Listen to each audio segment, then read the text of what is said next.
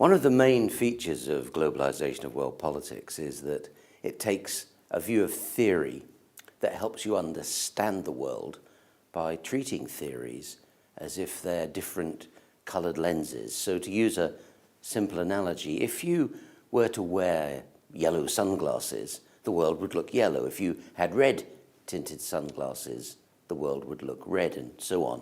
Well, that's how we use theory. That is to say, we see the different theories of world politics as ways of understanding the same issue from different perspectives. So in that sense, theories are not something separate from the world that report on the world as it really is. Rather, theories are things that construct what we see. So if you take one theoretical position, you'll see a certain set of events. If you take another theoretical position, you'll see a different set of events. Let's just take one contemporary case study, the civil war in Syria.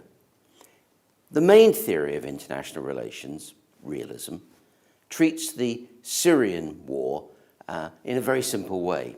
It sees it as a struggle for power. It sees the role of the United Nations as limited.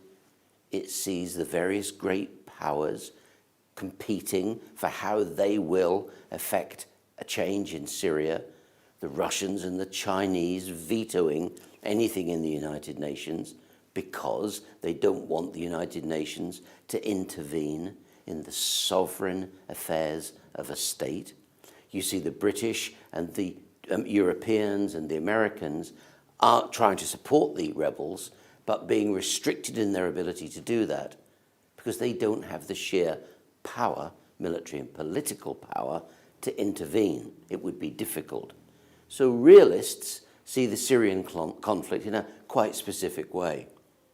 Liberals, the other major theory of world politics, tend to look at Syria as an attempt to construct consensus, to see how you can get norms and rules and laws and cooperation to solve a problem. So they would focus on all those leaders in the world who are trying to bring peace to the region, and they would see the role of the United Nations as central, and they would point out that over time, the UN and world bodies have a greater opportunity to influence events than they did hundreds of years ago. So in that sense, liberals look at the conflict in Syria in a different way. If you then turn to a theory such as Marxism, Marxists have a very, very different set of glasses to look at the Syrian conflict, if you like, than the other two main theories. Marxists look at Syria as a conflict really ultimately determined by oil, by centrality in the Middle East, by ruling classes, by economic power, and they look at it as a clash of economic interests, and they see the Assad regime and the opponents as representing different economic interests globally, and their concern really is not so much with the details of the conflict as with the great conflict through history between various competing economic forms. Those who look at ethics, obviously, look at the conflict in a very different way. They're concerned with the ethical issues about when should you intervene? Is there a duty to intervene? Is there a right to protect? Is there a need to support people who are being killed in other countries? Or should, ethics people would say, should governments stay out of other people's conflicts?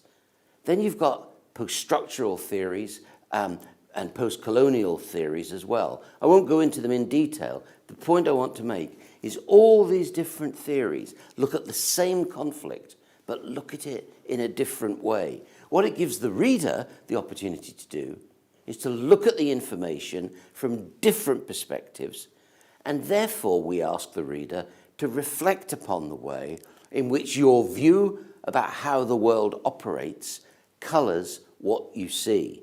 So we're trying to make a bigger theoretical point in globalization of world politics, which there isn't a simple common sense view of the world that's right. But instead, what we have are different theories that paint a different picture of reality, and it's therefore up to the reader to judge which theory is most suitable, which theory is correct, which theory they prefer, and to know what other theories would say about that issue.